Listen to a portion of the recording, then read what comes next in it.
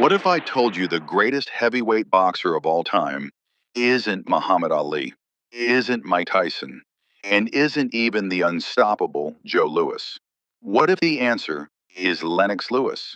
Let's break it down. Lennox Lewis wasn't just a heavyweight champion. He was the last undisputed heavyweight king, dominating one of the toughest eras in boxing history. He beat everyone put in front of him, and when he didn't, he came back and destroyed them in the rematch. So the question is simple.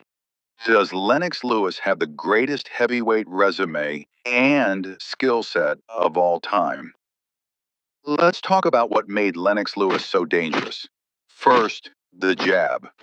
This wasn't just a jab, it was a ramrod. Long, stiff, and punishing. It controlled distance, broke rhythm, and wore opponents down round after round. Against taller fighters, he dominated. Against shorter fighters, he kept them at bay all night. Then there's the uppercut. Brutal, precise, fight ending. Ask Mike Tyson. That uppercut was a perfectly timed weapon, slicing right through his defense. And the power, hooks, right hands, devastating. Lewis wasn't just technical, he had true knockout power. One mistake, and it was lights out. What separates great fighters from legends is adaptability. Lennox Lewis could box on the outside, fight on the inside, adjust mid-fight, and execute game plans perfectly. Under trainer Emmanuel Stewart, he became a thinking fighter, not just a powerful one. He wasn't reckless, he was calculated. And that's why he beat elite fighters like Evander Holyfield, Vitaly Klitschko, Shannon Briggs. Different styles, same result. Now let's get controversial. Could Lennox Lewis beat Muhammad Ali?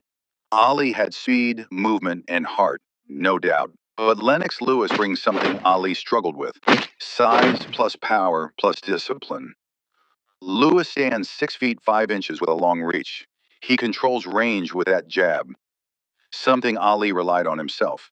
But here's the difference. Lewis hits harder, much harder. Ali absorbed punishment, but against a man like Lewis, those jabs become damage. Those right hands become fight changers. And Lewis wasn't just strong, he was smart enough to stick to a game plan. Over 12 rounds, Lewis controls the fight, keeps Ali at distance, and wins a decision, or possibly forces a late stoppage. Now, what about Joe Louis? Lewis had incredible fundamentals and devastating combinations, but stylistically, this is a nightmare for him. Lewis has a longer reach, better size, more modern conditioning, and elite clinch control. Lewis thrived at mid-range, but Lewis doesn't let him stay there. That jab disrupts everything. The clinch wears him down. And when Lewis tries to close the gap, he walks into uppercuts and right hands. It's not that Lewis wasn't great, he absolutely was. But Lennox Lewis is just a bigger, stronger, more complete version for a different era. So, is Lennox Lewis the greatest heavyweight of all time? He had the skills, the power, the ring IQ, and the resume. He beat the best of his era and avenged his losses like a true champion. For many, the GOAT will always be Muhammad Ali. But if you're talking about the most complete heavyweight fighter ever, Lennox Lewis has a very strong claim.